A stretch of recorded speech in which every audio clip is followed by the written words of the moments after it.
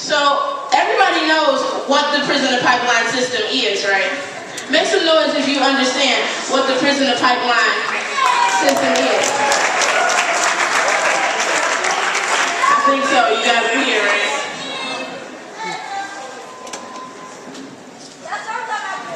Okay, I'm sorry. Technical difficulties. Can we have all the youth that are affected by the prisoner pipeline system come up?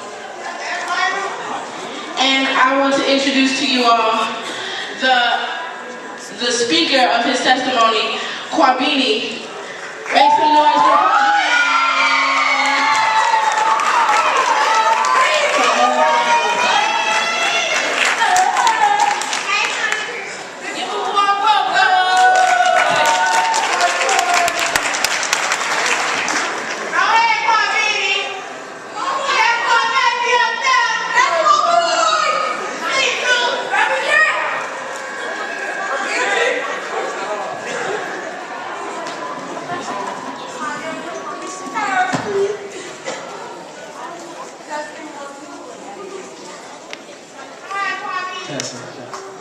Hello, how everybody doing?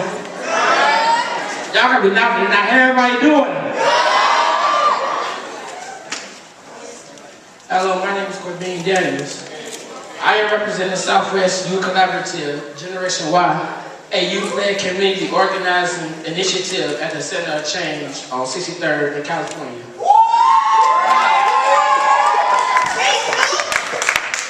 I am a student at Gage Park High School, so I know how all suspensions and detentions and in-school suspensions, all that work. We are here today because we want to break the chains. Every day, girls and boys come to our center and tell us horrific stories about how students get treated at school. Some of us have been suspended or expelled for things such as not having the right uniform or asking a teacher a question in class. And I know that's petty, right?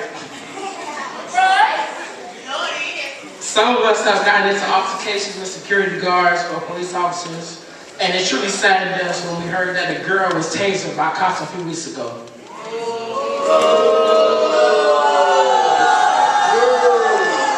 The way that schools punish us makes us feel like we are in prison, in an actual place of development and learning.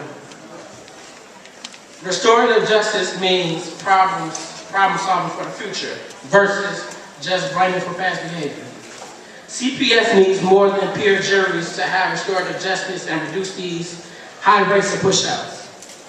We want CPS to recognize the strengths and potential of youth and provide meaningful ways for us to take responsibility, not just push us out. Right?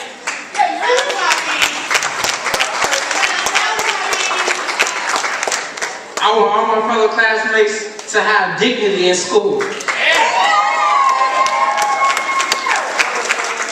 We want CPS to work with us and listen to you. We don't want the school to prison pipeline. We demand CPS to join us in our high hope.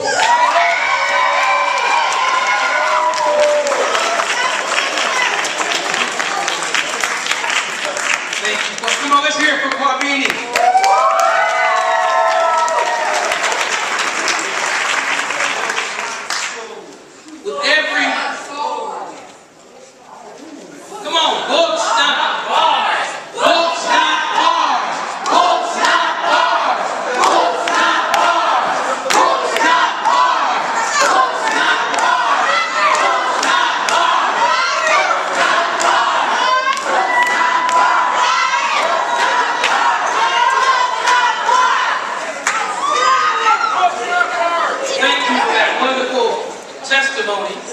And what we want to do is just remind everybody of the goals of our High Hopes campaign.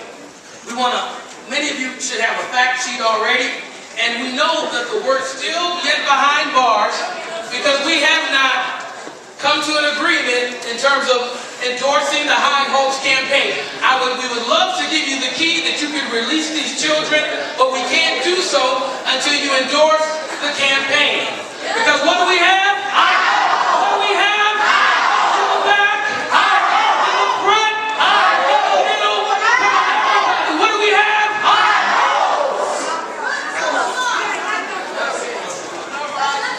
We want to for your time this morning. We want to thank you because we would have given you an opportunity to speak, but until you endorsed the campaign, that wouldn't be very appropriate. Do you agree, however, one more ask, do you agree to meet with the High Hopes Campaign Coalition within the next 2 weeks so we can discuss? Within 30 days that we can discuss the goals of the High Hopes Campaign. You will meet with us. Yes or no? I'm happy to. Yes or no?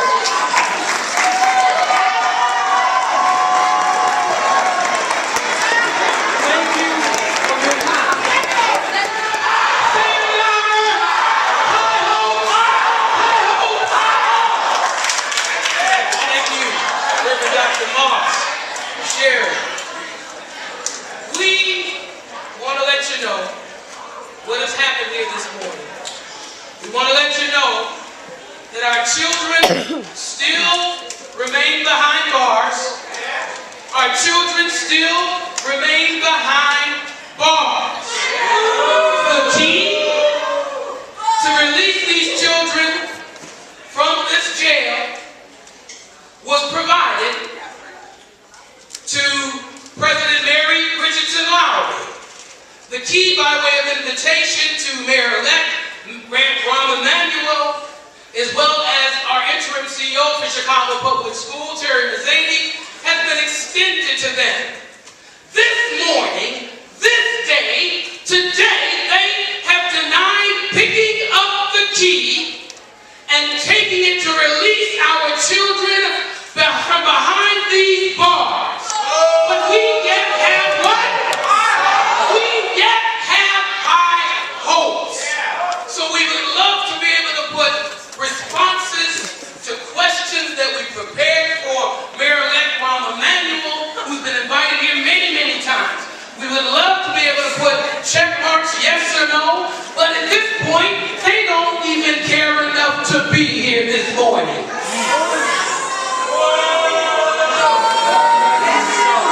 They don't care enough to be here this morning. But we still have what? High hopes! We still have high hopes. So even now, even more than ever, this High Hopes campaign is a call to action. You've begun to act. You've begun to act by being here this morning. You've already begun to take the steps of being here this morning. We need you to speak and to contact your aldermen and let them know what you witnessed here today. Let your aldermen know that Mary Richardson Lowry, who was provided with invitation, whose